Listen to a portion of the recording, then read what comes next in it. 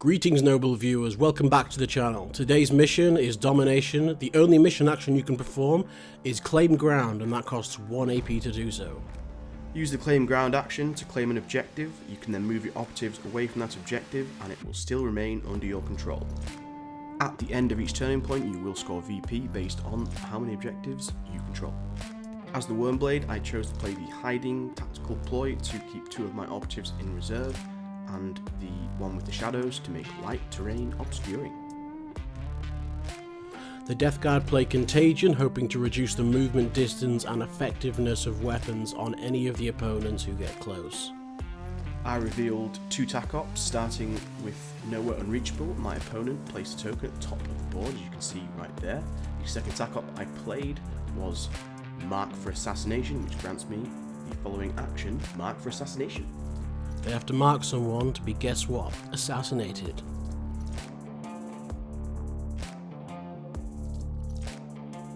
And the Deathguard revealed Rout for Seek and Destroy. And with that explained, let's get into the kill teams. For the Deathguard, we've got a warrior with a bolt gun, and he's got virulent rounds as equipment, hoping to do some extra damage with his bolt gun. We've got another warrior, Gerg the Foul. He's got a plague bell which will cost 1 AP to use, and that'll increase their movement distance. The next operative is a gunner with a melter gun. Next up we have a fighter with plague knives. He has mephitic toxin which adds +1 to his regular attacks with his knives. We have an icon bearer, and his icon ability allows to re-roll 1s and 2s for disgustingly resilient for anyone within square of him when the icon's activated. And lastly we have the Plague Champion with a Power Fist and a Plasma Pistol. He has the Filth Sensor, which will increase the area of effect of the Contagion ploy. For my Wyrmblade kill team, we're starting off with the Neophyte Leader, who I've given some climbing equipment to. He has a master-crafted auto pistol and power pick. One of my cult agents that I have selected is of course the Kelomorph, because he's just awesome. The other cult operative that I chose was the Locus, because he's just also really awesome. The other gunner I've chosen for my team is a mining laser heavy gunner. The second heavy gunner that I've chosen is the seismic cannon, try and get some stuns in on those plaguey boys. I chose a grenadier as one of my standard gunners, again with climbing equipment, and gone for the Weber as my other gunner, again looking for that stun action going on. Standard trooper, just a shotgun, climbing equipment. Another standard trooper, he's the only one with the auto gun, but again climbing equipment, let them move around that map nice and easy. And this guy with the shotgun and the blasting charge, because he looks the part. Another trooper, climbing equipment, shotgun, that's it. Having scored the initiative, my first activation was one of my standard troopers with a GA of 2. I opted to activate him, claim that objective, and move up, keeping him on a conceal order.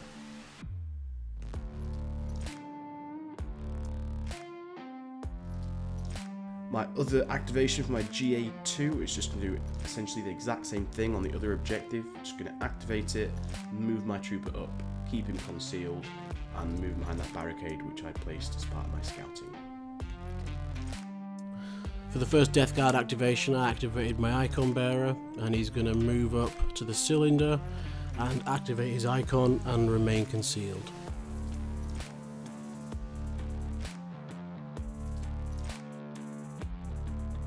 I moved my blaster boy, just a move and a dash, up to the barricade and keeping him concealed.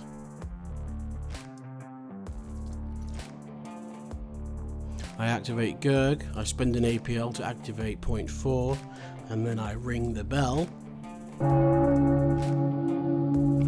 Using that, he strides forwards into the range of the icon bearer for the benefit of those rerolls.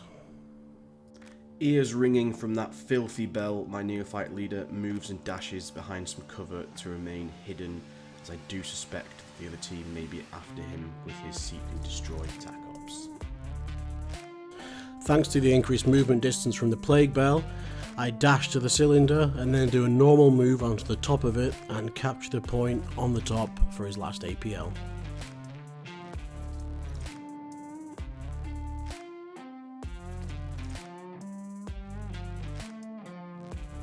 My neophyte icon bearer will skulk forward, raise his banner, and signal the strike. Strike, brothers!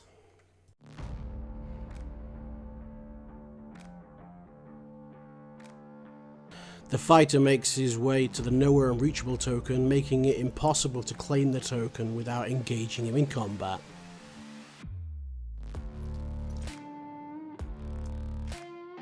Seismo is going to lug himself forward and take a shot at Gurg.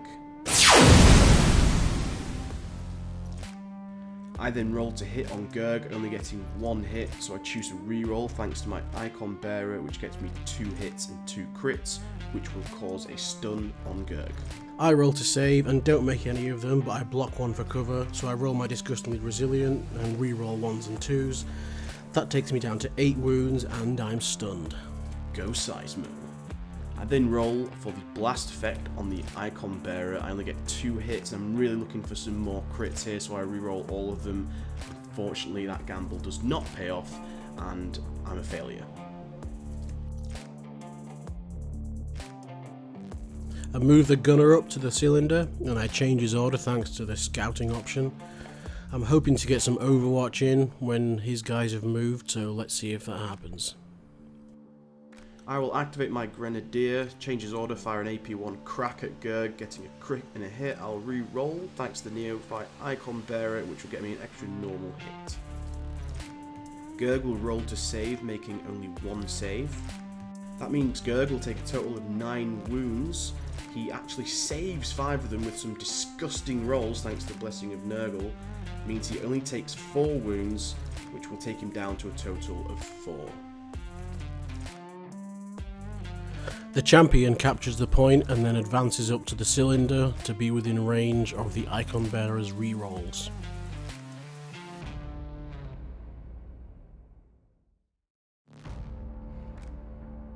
My neophyte gunner with the Weber will emerge from the shadows and shoot the Plague Marine.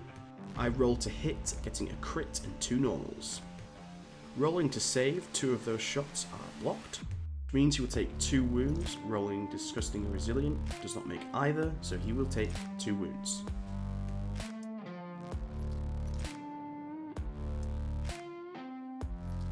Plague Marine does an overwatch. He scores 1 crit, and the neophyte will roll to save, only getting 1 normal save, which means the crit will go through and he will live another day. The humble Kellamorph does a move and then uses his pistoliering skills to shoot the Plague Marine in his melting face. And I do humbly declare he got a few shots in. He hits all of his 5 shots, and the Plague Marine rolls to save. He saves 2 and retains 1 of his saves, leading to 2 that he gets hit with. He rolls to save with his disgusting resilience and fails them all. He dies. I humbly declare that plague bell did a real mischief to my ears that it will not be doing any longer. I will bring my second operative out of hiding and place him far enough away on that objective there. Now I have 2 operatives on there with 4 APL. They will control that objective, which allowing him to then use his last APL to activate that objective and claim it. Next activation, I will dash my mining laser out and take a shot at the Plague Marine gunner. I will get 3 misses, which I do get to reroll thanks to Cult Ambush. So in the end, I will end up with a crit and 3 normals at AP1. I roll to save and retain 1. I change the crit to a normal thanks to Revolting Durability, which costs 1 CP.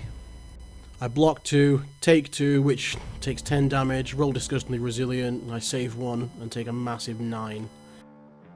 For my final activation, the Locust will slink forward through the terrain, seeking out his prey.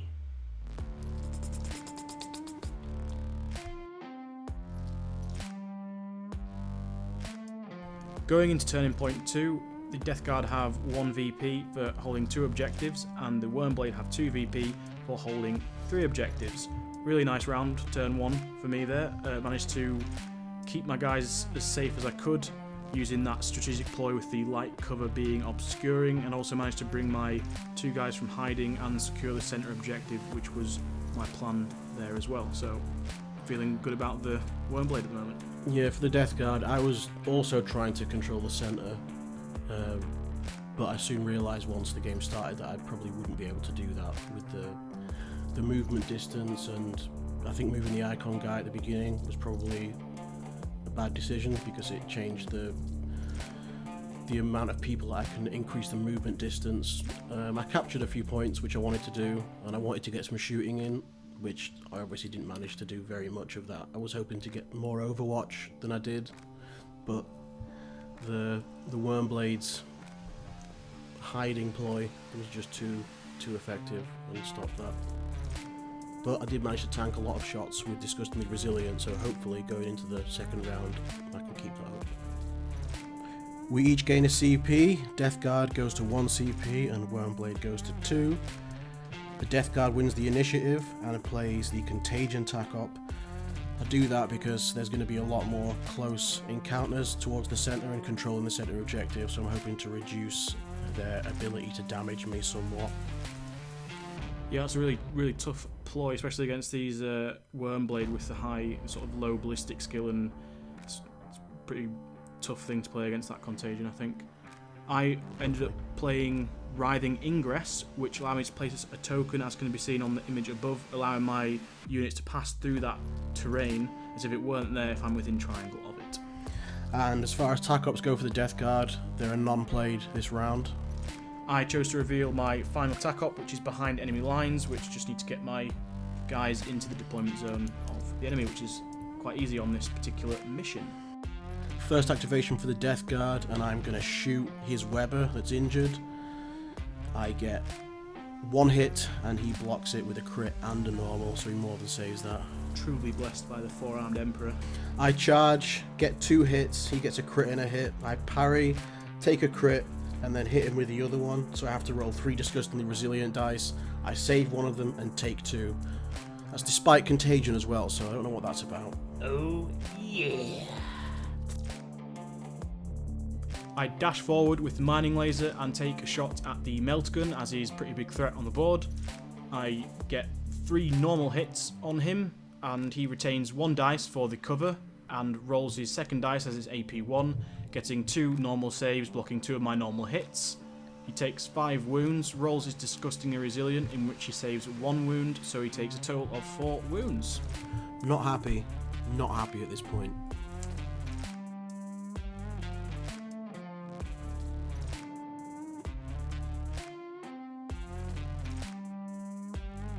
Deathguard activates the champion, changes his order to engage.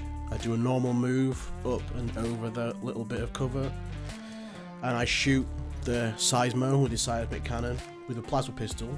I roll 4 dice, I get 3 hits, he saves 2, so he takes 5 damage in total, and he's left with 2 wounds.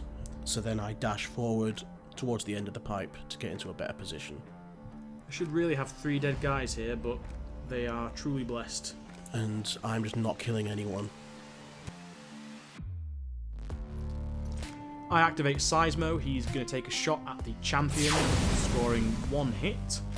The champion will roll to save, getting 2 normal saves, so no damage done, and then I'm just going to dash back and retreat onto the objective and try and keep him a little bit safe. Yes, fear me.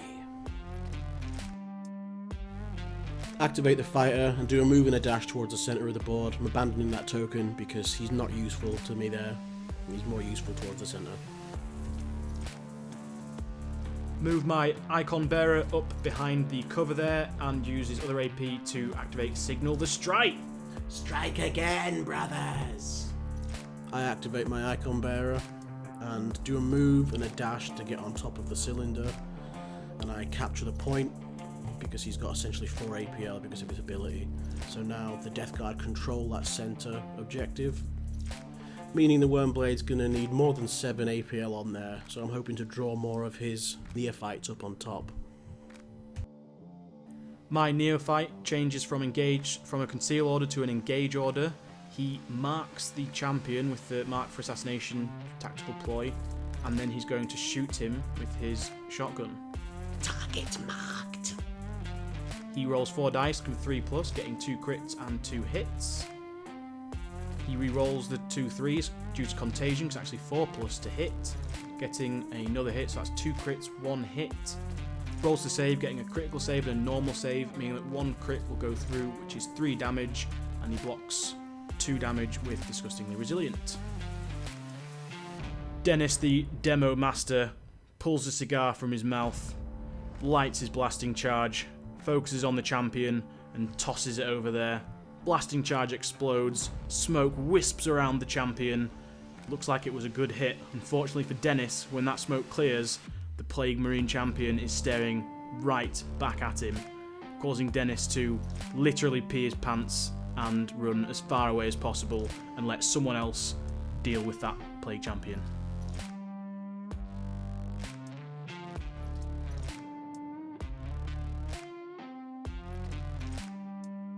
Into the Deathguard Overwatch, the Plague Champion shoots at Grub the Grenadier. Looking for 3+ because it's Overwatch. I get 2 normals and he rolls and saves 1, so he takes 5 damage in total, leaving him with 2 wounds and injured. Grub the Grenadier decides to retaliate and comes out swinging with an epic 3 crit hit with a crack grenade on the champion despite being injured. The Plague Champion rolls to save.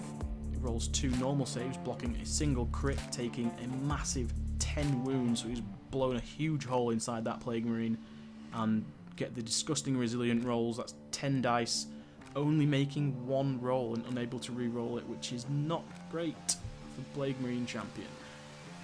Like, this isn't okay to be happening. I should have saved more than 1 out of 10.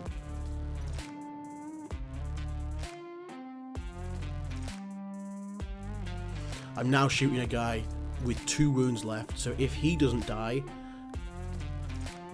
there's something wrong. So anyway, Overwatch, 4+, I get 3 hits. He saves 1 and dies. Yes. Believe it or not, ladies and gentlemen, this is the first of the Wyrmblade that I've killed. We're just too strong to kill, brother. Seeing the Plague Champion marked for assassination and the terrible job that the Locust's underlings have done of trying to take him out, even with a shotgun, a crack grenade, and a blasting charge, he moves in himself to finish the job. The Locust strikes with his blades, getting 5 attacks, looking for 3+ due to contagion, getting 2 crits due to lethal 5+ and 2 regular hits. The Plague Champion gets 4 hits. The Locust will strike first, meaning the Plague Champion has to roll his Disgusting and Resilient and make them to be able to strike him back, which unfortunately for him he does not, meaning that first strike from the Locust blades does in fact decapitate the champion and leave his lifeless corpse slumped before the poor shotgun gunner, who is quite frankly speechless at what he's just seen.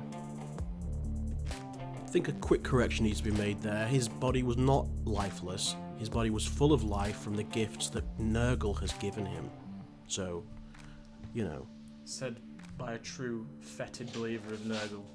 The Bloat Lord. Boss, that was incredible. If you'd done your job properly, Whelp, I wouldn't have had to finish it for you.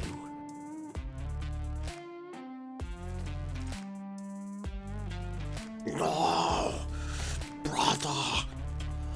I will avenge you, master. The neophyte leader then moves up and over this terrain using his climbing equipment and gets onto that point to secure it. I do declare that Kelly the Kellamorph does a humble move and a sincere dash towards the pipe, and he has a concealed order.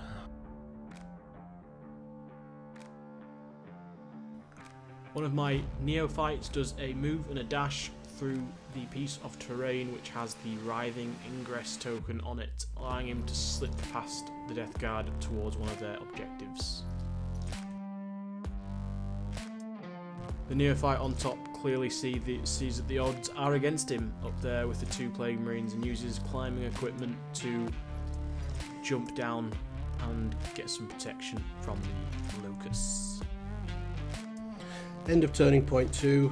Deathguard scored 2 VP for the mission objective for capturing the centre objective, and for TAC Ops they scored 1 VP, and that was for route, which also took place in the top centre. As far as the rest goes, the Deathguard got their first kill in that round, which was much needed. Injured a few more, which is going to come in handy, I think. Unfortunately, my champion took a lot of wounds and failed the disgustingly resilience, and as a result of that, I lost the champion to the locusts. And I've got a feeling that the fighter who witnessed his champion get so brutally killed is going to have to take revenge against the locusts, so I'm looking forward to that fight next round. Another great round for the Wyrmblade for me for that one. I only got 1 VP for the main objectives this round. I had to surrender that centre as he did overwhelm my pair of neophytes up there, which I did sort of expect around this part of the game, so I'm okay with conceding that. I also scored 1 VP for each of my TAC Ops, which is the behind enemy lines, the token at the top of the screen, and I also scored 1 for Mark for assassination, which was his champion, which managed to mark and then execute, which was great. I knew as soon as I moved away from that token that you would capture it, but I had to move my guy towards the centre. I couldn't just leave him there. Yeah, that climbing equipment definitely helped me get on there straight away. But I'm only 2 VP ahead of you, so it is all to play for. It is definitely still all to play for.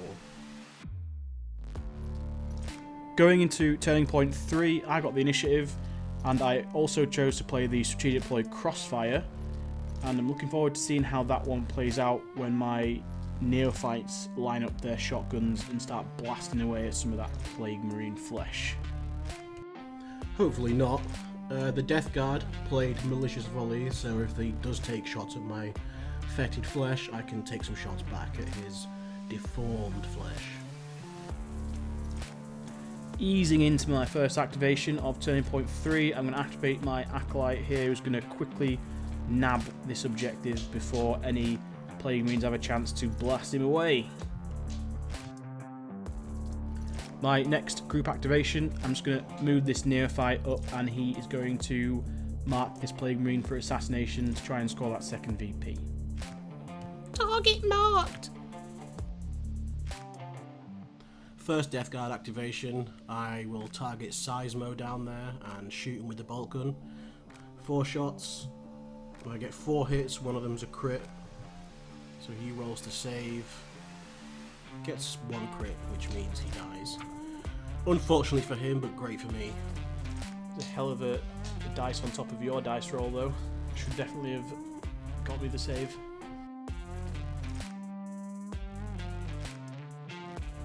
Thanks to malicious volleys, the second shot I aim at the neophyte beneath him.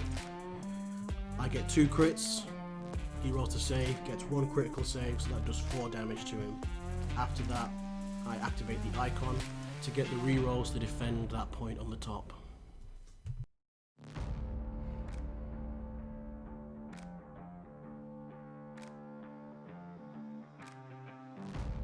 Whelp, hoping to earn some respect back from the Locust, moves up and takes a shot at the Plague Marine.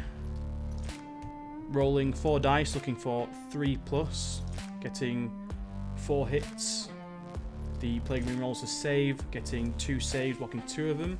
He'll take 2 of those, which is 6 damage total, so he'll have to roll 6 disgustingly resilient dice, looking for 5+ and no rerolls, and he takes 3 damage. Thanks to my group activation, I activate this neophyte and move him closer towards the other objective in hopes to claim it in the final turning point.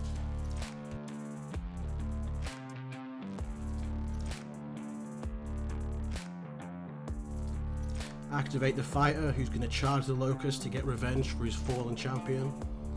He has Plague Knives, which are 5 attacks, 3+ and relentless. He misses 1, so he gets to re-roll that. Unfortunately, that misses as well. And he comes out with 4 hits. The Locust has 5 attacks, lethal 5+, and he gets 3 normal hits and 2 crits. The Locust uses one of his attacks to parry one of the fighter's attacks because of his duelist ability. The fighter then strikes with a normal, which does 4 damage because of mephitic toxin. The locust then strikes quicker than the eyes can see and does a crit for 6 damage. The fighter then rolls 6 dice for the disgustingly resilient and takes 3 wounds, blocks 3 of them. The fighter then strikes back, dealing another 4 damage, leaving the locust barely surviving with 1 wound. The locust then parries the fighter's next attack and hits 2 more times with his swords, doing 4 damage each time for a total of 8. Because these 8 could kill my fighter, we rolled the 2 attacks separately for the disgustingly resilient. The first 4, I save 1, so I only take 3 of them. The second 4, I need to get at least 2 of these saved to survive. And I save 3 of them. 2 saves here. Yes! Oh my god! Thanks to this, I managed to survive, and I only took 7 wounds from the combat, which is the same as the amount of wounds I dealt, so we're both hanging on, but barely. After that bloodbath, it's only right that the locust returns his attack, and he will roll 2 crits and 3 hits, and the Plague Marine will return with 2 crits and 3 hits of his own. Pretty nice roll from the Deathguard there. Unfortunately for him, my locust will strike first and hit him with a crit, meaning he needs to roll 6 disgustingly resilient dice, which unfortunately he does not get what he needs, meaning this epic battle will come to an end with the locust limping away with mortal wounds, which could have been fatal wounds if it wasn't for the heroic actions of Whelp earning back the favour of the locust and earning his place as his right-hand man. Deathguard activation, I shoot Kelly the Kellamorph from on top of the cylinder. 4 shots, I get 1 hit, which is retained for the cover he's in, so no damage. Malicious volleys, I'll shoot again, aiming at Grub the Grenadier. I get a crit and 3 hits. And we like to roll dice anyway, he would have died, so he rolled it, got 2 saves, and Grub's dead. No grub. Yes. He's now Grub for the worms. After seeing Grub drop to the ground, he decides to dash over to the other side of the cylinder, so I can get a better position for Overwatch, hopefully, down onto the other neophytes below.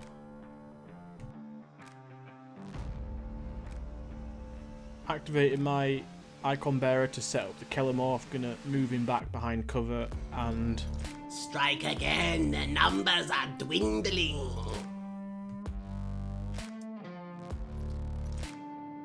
Deathguard Overwatch, I tried to shoot the Kellamorph, but missed everything. The humble Kellamorph makes a sincere move back to get a better long-range shot on the Deathguard. Thanks to the Icon Bearer's ability and Cult Ambush, he can re-roll all his failed hits. He rolls 4, he re-rolls 1 thanks to his ability. A CP is spent on Coiled Serpent, changing a normal hit into a critical hit. Thanks to the critical, this becomes AP1. Roll 2 saves, get a crit and a normal save. Take 6 damage, roll 6 disgustingly resilient, get to re-roll the 1s and 2s thanks to the icon. Only save 1, take 5. Kelly shoots again, rolling 4, getting a crit, a normal and 2 misses. He re-rolls and gets another crit. Thanks to rending, he can turn the normal into a crit. And Kelly gets rewarded for his sincere humility with 3 critical hits, I do declare. So I roll to save, I get 2 normals, which means I take 2 crits, which is 8 damage. I roll 8 disgustingly resilient. In total, I save 3, take 5 wounds, which kills me. last Wyrmblade activation of the turning point. Just move and dash my mining laser guy up on top of this vantage point. At the end of turning point 3, another pretty nice round for the Wyrmblade, I feel like. Managed to pull back a bit on the primary objectives and score that one in their deployment zone, giving me 2 VP for primary, and I also managed to get the second VP for each of my TAC ops, maxing them out as I killed another model marked for assassination. My leader is still up there at the top within triangle of that token, and I still have models in the enemy deployment zone. And for the Deathguard, I scored 1 VP for the mission objective and another VP for route, which was when Grub the Grenadier got shot from the top of the cylinder. There's been a major shift in the flow of the game, I feel like. I've lost 2 guys this round, so I feel like all is lost for the Deathguard, but I'm going to keep going, see what I can get done this round. I feel like I'm struggling to score my tac ops as well, which has not worked in my favour, but we'll see. Going into turning point 4, the Deathguard win the initiative and play malicious follies for their strategic ploy. No tac ops were revealed. As for the Wyrmblade, I decided to use my last CP to play Crossfire again for my strategic ploy, and I have no tac ops to reveal. First Deathguard activation, I activate the Icon's ability and I shoot at the Icon Bearer. I get 3 hits and he retains 1 and gets a critical and a normal save, meaning no damage was done. I use Malicious Follies to shoot at him again, get 3 hits, and because of virulent rounds, that kills him. Now, thankfully, the Kelomorph can't use his rerolls thanks to the Icon. I activate my Neophyte with the autogun. I use his climbing equipment to hop up onto top of the cylinder there, and I'm going to take a shot at the Plague Bearer, mainly just to get a crossfire token on him and make it easy for the next guy that shoots him. I roll 2 crits, and he rolls to save, getting a crit and a normal, which means that 1 crit will go through, doing 3 damage. Rolls his disgusting resilient and takes a total of 2 damage from the autogunner. Using my group activation, I activate my Neophyte with the shotgun, who again uses climbing equipment to hop up onto that centre bit of terrain, and he will shoot at the Plague Marine. There's a crossfire token on him, so I get to retain 1 shot as a successful normal hit, and I will roll the other 3, which will end up being 3 hits, so it's a total of 4 hits. He will roll to save, getting 2 saves, meaning 6 damage will go through, rolling the disgustingly resilient, and with the rerolls that ends up with a total of 5 wounds being done to the Plague Marine. So he's still just clinging on there. So straight into Deathguard Overwatch, I pick the autogunner and shoot him. I get 1 hit, and he rolls and saves 3 of them, so there's just no damage done. With the aid of his trusty right-hand man Whelp, the Locust moves up. He only just manages to go up with a move and a dash due to his injury. His final APL, he decides to activate that objective and flip it over, as I have more APL on there at this point. The rest of the activations are just me, because there's no more activation for the Deathguard. I move my Neophyte onto the final objective marker that's not under my control, and I activate that so that I now control all the objectives on the board. Then for the rest of my mini activations, I just flip all the tokens over, and I just wait for the Kelomorph's activation, where I will do some shooting to finish off the game against that Icon Bearer and just see if he can hold out and survive the whole game.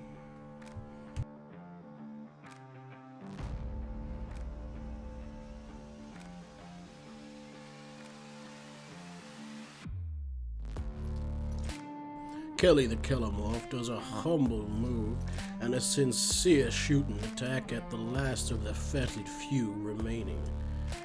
He gets 1 hit, and the Plague Marine saves it with his thick and disgusting armor. He decides to shoot again, unsatisfied with what he's done, and he gets another singular hit. He rolls to save and fails all of them, his armor failing him. After all the re-rolls of the disgustingly resilient, it turns out he only takes 2 damage, which brings him down to 3 wounds. I do declare that was not optimal for the Kelomorph. I do declare, oh lordy. Oh lordy. With that being the end of the match, the final scores, not surprisingly, the Wyrmblade won that one due to the, I think in part, the shoddy, quite frankly, disgusting rolls from the Deathguard in the negative direction. But in the end, the Wyrmblade got 6 VP for their attack ops and 9 VP for the primary objectives, giving them a total of 15 VP. The Deathguard scoring 2 for attack ops, 4 for primary, giving them a total of 6, meaning that the win goes to the Wyrmblade. Yeah, I kind of failed with the attack ops there. I realised after I got route, and I'm happy I got route. I needed to get one of them, but the rest just weren't achievable. After that, I realised that I was being pushed. I wasn't in control of the game. I was being pushed and controlled, so there was no way I could achieve those attack ops anymore. Well, if anyone made it this far, thank you for watching this video. We tried something different with this, so we hope you enjoyed it. Leave comments, subscribe, but just watching it is great. So thanks everyone, have a great day, and bye!